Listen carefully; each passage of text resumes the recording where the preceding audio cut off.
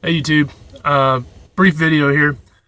I had a dream last Sunday where I was in a hotel, and when I stepped out of the elevator, this guy from church approached me, and he said, "Your name came up in a church meeting this morning, and the pastor's going to have you teach on healing." There was more to the dream, but it's not really relevant to this. I went to church that morning, and I knew that there was going to be a training session in the afternoon because they wanted to train some more people for the prayer team.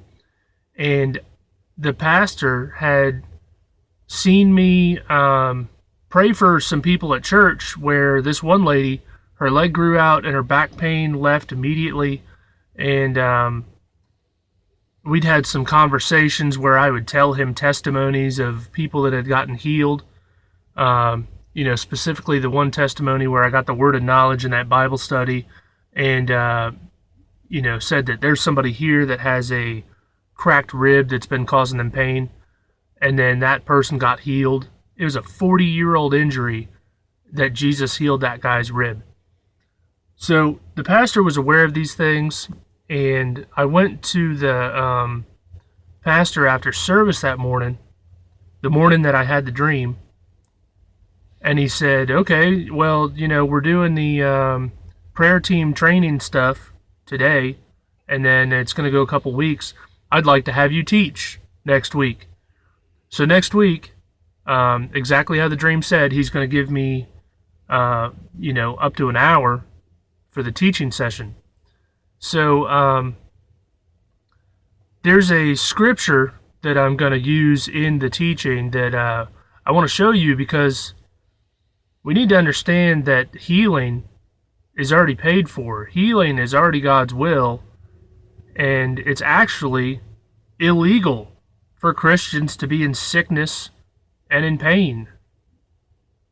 It doesn't mean that you don't have it or won't have it, but it means that the Lord has made provision for you to be free from it. So, out of Isaiah 53:4, this is a well-known prophecy about the Messiah. It says, "Surely he has borne our griefs and carried our sorrows. Yet we esteemed him stricken and smitten of God." And it goes on to say, the next verse, "He was chastised for our peace. By his stripes we are healed." But I want to pay close attention to verse 4. "Surely he has borne our griefs." When you look at griefs in the Hebrew, it means sickness. "And carried our sorrows." When you look at sorrows in the Hebrew, it means pain, mental and physical. So when it says that he has borne our griefs, it means that he took it upon himself. When he carried our sorrows, our pain, it means to take away, to take, to carry.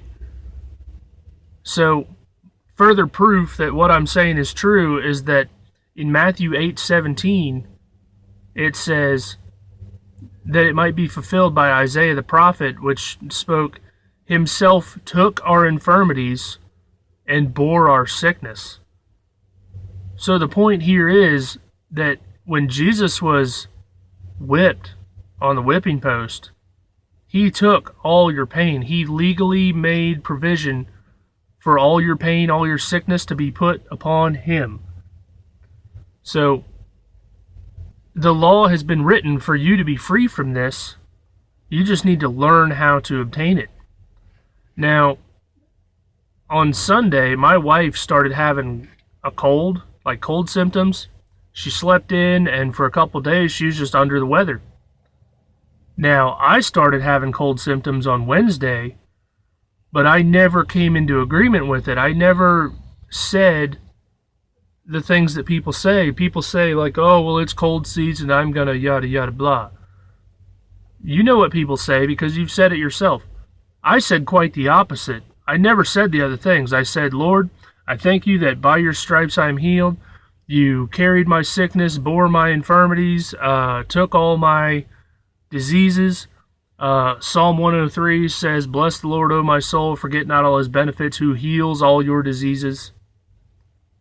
So we need to change the way we think, change the way we talk, change the way we believe, because freedom has already been paid for.